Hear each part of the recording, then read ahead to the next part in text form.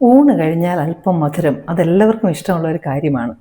ഇപ്പോഴാണെങ്കിൽ ഇഷ്ടം പോലെ മാമ്പഴം കിട്ടുന്ന സമയമാണ്. അതുകൊണ്ട് മാമ്പഴം കൊണ്ടുള്ള ഒരു സൂപ്പർ ഈസി ഡിസേർട്ടാണ് ഇന്ന് ചെയ്ത് കാണിക്കുന്നത്, മാംഗോ ബ്രെഡ് പുഡിംഗ്. അപ്പോൾ എൻ്റെ കൂട്ടുകാർക്കെല്ലാം മിസ് ചാൻഡീസ് ഫുഡ് നോട്ട്സിൻ്റെ ഈ എപ്പിസോഡിലേക്ക് വളരെ സ്നേഹപൂർവ്വം സ്വാഗതം.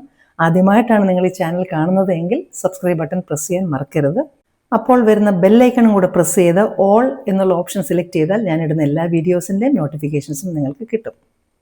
ഈ ഡിസേർട്ട് ആർക്ക് വേണമെങ്കിലും ഉണ്ടാക്കാൻ വളരെ എളുപ്പമാണ്. സിമ്പിൾ ഇൻഗ്രീഡിയൻസ് കൊണ്ടാണ് ചെയ്യുന്നത്.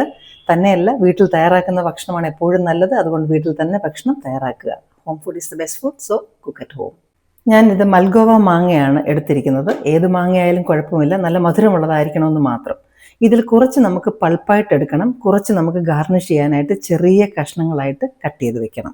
ഇത് ഗാർണിഷ് ചെയ്യാനുള്ളത് ചെറുതായിട്ട് കട്ട് ചെയ്യണം. ഇപ്പം നല്ല കട്ടിയുള്ള മാങ്ങയാണ്. അപ്പം ഞാൻ അതുകൊണ്ട് ഇത് ഇങ്ങനെ ചെറുതായിട്ട് ക്യൂബ്സ്, ഈ മാങ്ങാണ്ടിയെ തന്നെ നമ്മളിങ്ങനെ വെച്ച് കട്ട് ചെയ്തതിന് ശേഷം ഇടുന്നതായിരിക്കും എളുപ്പം. എന്നിട്ട് തിക്നെസ് കൂടുതലുള്ളതുകൊണ്ട് ഇത് ഹാഫായിട്ട് ഇത് കട്ട് ചെയ്യാം. മധുരമുള്ള മാങ്ങ വേണം. ഇത് നമുക്ക് ഗാർണിഷ് ചെയ്യാനായിട്ട് ചെറുതായിട്ട് കട്ട് ചെയ്ത് മാറ്റി വയ്ക്കാം. എന്നിട്ട് നമുക്ക് പൾപ്പാക്കാം. അപ്പം ഇത് കുറച്ച് വലിയ കഷ്ണമായിട്ട് കട്ട് ചെയ്താലും കുഴപ്പമൊന്നുമില്ല, നമുക്ക് മാങ്ങ അടിച്ചെടുക്കാനല്ലേ.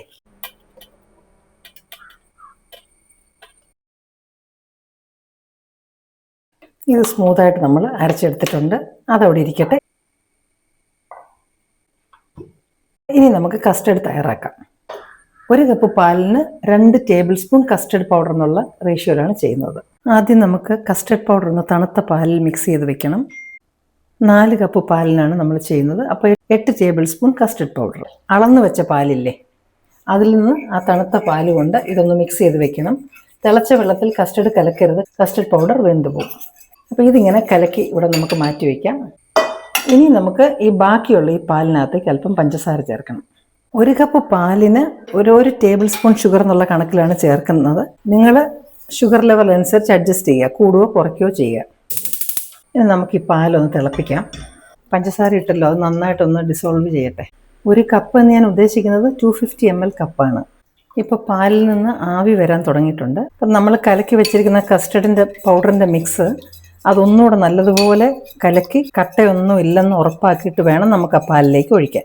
ഇപ്പോൾ പാലിങ്ങനെ തിളയ്ക്കുന്ന ഉടനെ നമുക്ക് അതിൻ്റെ തീ അല്പം ഒന്ന് കുറച്ച് വെച്ചതിന് ശേഷം നമുക്ക് ഈ കലക്കി വെച്ച കസ്റ്റർഡ് മിക്സ് അതിലേക്ക് ഒഴിച്ചു കൊടുക്കാം.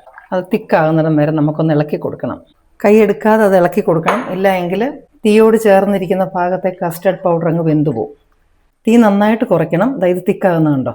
അപ്പോൾ ഒരുപാട് അങ്ങ് തിക്കാക്കണ്ട, കാര്യം കസ്റ്റർഡ് കുറച്ച് ലൂസായിട്ട് വേണം ഇരിക്കാൻ. അല്പം വാനില എസൻസും കൂടെ ചേർക്കാം. ബ്രെഡിനകത്ത് നമുക്ക് ഒഴിക്കുമ്പോൾ അത് ബ്രെഡ് അലിഞ്ഞ് ചേരണം.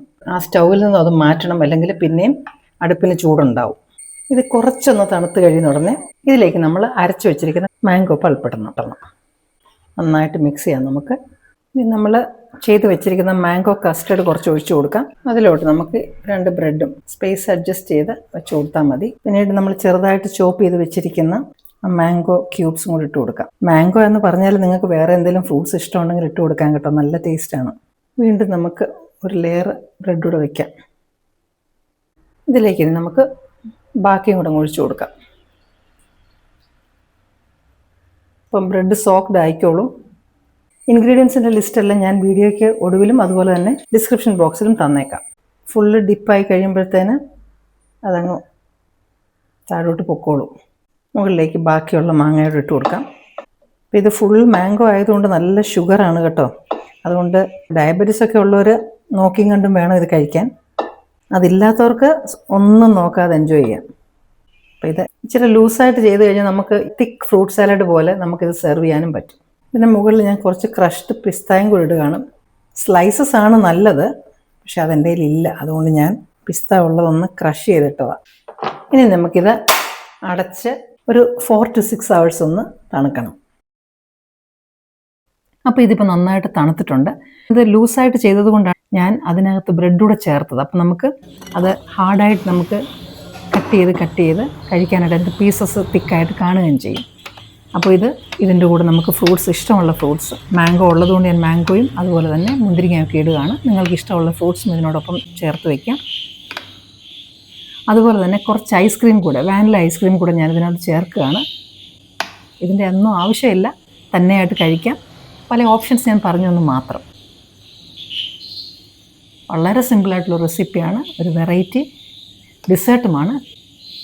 ട്രൈ ചെയ്ത് നോക്കണം. നിങ്ങൾക്ക് ഇഷ്ടപ്പെട്ടു എന്ന് ഞാൻ വിശ്വസിക്കുന്നു.